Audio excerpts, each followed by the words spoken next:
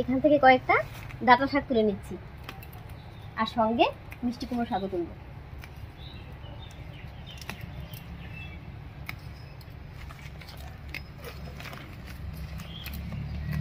এই দেখুন এখানে মিষ্টি কুমড়োর একটা গাছ হয়েছে, এখান থেকে কয়েকটা পাতা তুলে নিচ্ছি।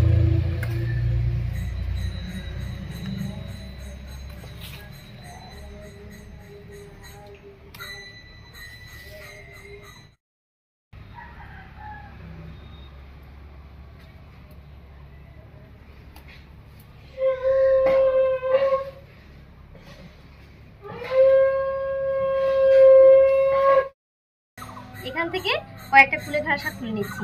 আর এই কুলেখাড়া শাক এমনি এমনি কিন্তু খেতে ভালো লাগে না, তো 5 মিশালি শাক করবো, তার সঙ্গে মিশিয়ে দিই।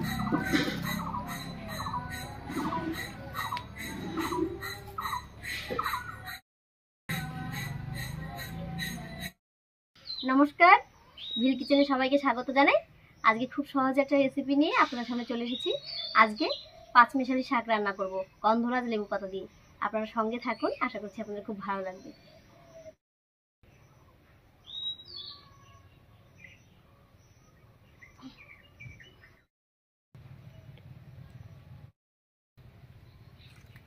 এখানকার এই কচু শাকগুলো তুলে অনেক রান্না করেছি। আর এই কচু গাছে দেখুন কত বড় বড় লতি হয়েছে, কচুর লতি এই দেখুন কত লম্বা। এগুলো একদিন তুলে রান্না করব, অনেক হয়েছে। এই যে ভিতর দিকে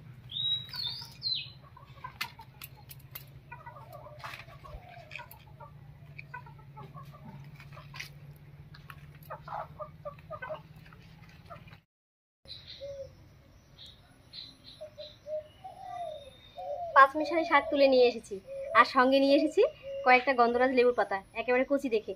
তবে এখন লেবু হয়ে গেছে না এগুলো, তাই জন্য পাতাগুলো একটু অন্যরকম হয়ে গেছে। এবার শাকগুলো ধুয়ে কেটে নিচ্ছি। এখানে আমি কি কি শাক তুলে নিয়েছি আপনাদেরকে দেখাচ্ছি। এইগুলো হচ্ছে সেঞ্চি শাক,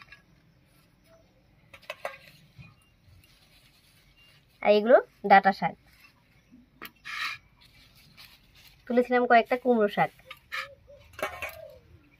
কুলেখাড়া। আর এখানে নিয়েছি কয়েকটা গাছ আলু হয় যে গাছ আলুর পাতা, একেবারে কচি দেখে। এই যে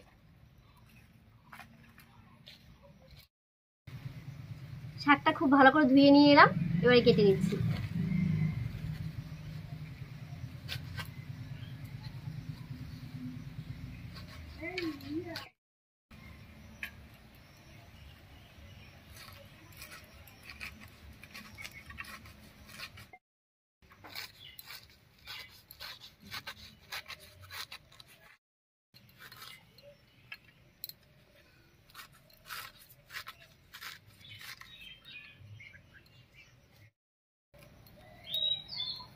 শাকটা কেটে নিলাম, এবারে উনুনটা জ্বালিয়ে ঝটপট করে শাকটা রান্না করে নেব।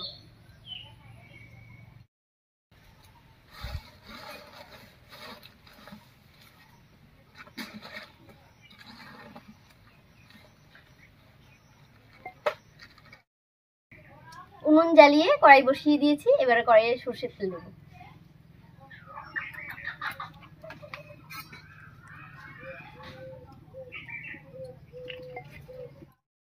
তেল গরম হয়ে গেছে, তেলের মধ্যে দেবো 2টো শুকনো লঙ্কা। আর এই রান্নায় কিন্তু কোনো রকম কোনো ফোড়ন দেবো না। শুকনো লঙ্কাটা একটু ভাজা ভাজা মতো হয়ে গেছে, এবারে দিয়ে দিচ্ছি কয়েকটা কাঁচা লঙ্কা চেরা। এবার শাকটা দেবো।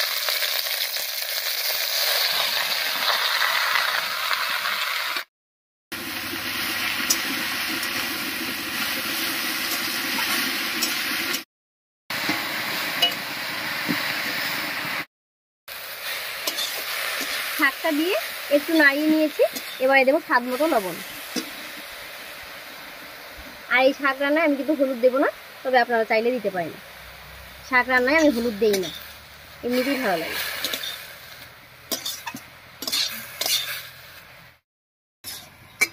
লবণ দিয়ে শাকটা খুব ভালো করে মিশিয়ে নিয়েছি, শাকের মধ্যে অনেকটা জল উঠে গেছে। এই অবস্থায় শাকটা রান্না হতে থাক, আর আমি লেবু পাতা কেটে নিচ্ছি। এখানে আমি কুচি কুচি দেখে গন্ধরাজ লেবুর পাতা নিয়েছি, এটা এবারে কুচি করে কেটে নিচ্ছি।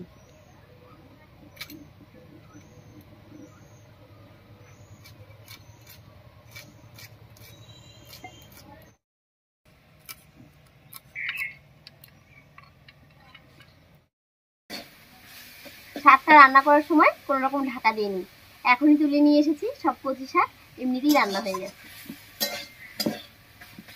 শাকটা প্রায় রান্না হয়েই গেছে, এবার লেবু পাতাটা দিয়ে নামিয়ে নেব। শাকটা দেখুন কোনো রকম ঢাকা দিইনি, তবুও কি সুন্দর গলে যাচ্ছে, আর মনে হচ্ছে যে যেন বাটার মতো।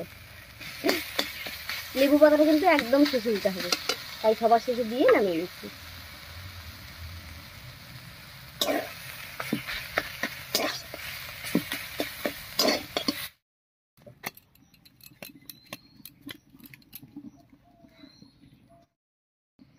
লেবু পাতা দিয়ে খুব বেশি রান্না করা যায় না, তাই এই 1 মিনিটের মতো রান্না করে নিলাম। বেশিক্ষণ রান্না করলে কিন্তু তেতো হয়ে যাবে। আর দেখুন শাকটা দেখতে কত সুন্দর হয়েছে, একেবারে সবুজ রঙের, আর মনে হচ্ছে যেন বাটা। এটা ভাতের সাথে মাখলে কিন্তু একেবারে মিলিয়ে যাবে, আর খেতেও দারুণ লাগবে। যাই হোক, পেঁয়াজ রসুন ছাড়া 5 মিশালি শাকের এই ছোট্ট রেসিপিটা আপনার কাছে কেমন লাগলো অবশ্যই কমেন্টে জানাবেন। যদি ভালো লাগে একটা লাইক করে দেবেন এবং চ্যানেলটিকে সাবস্ক্রাইব করে এভাবে আমাদের পাশে থাকবেন।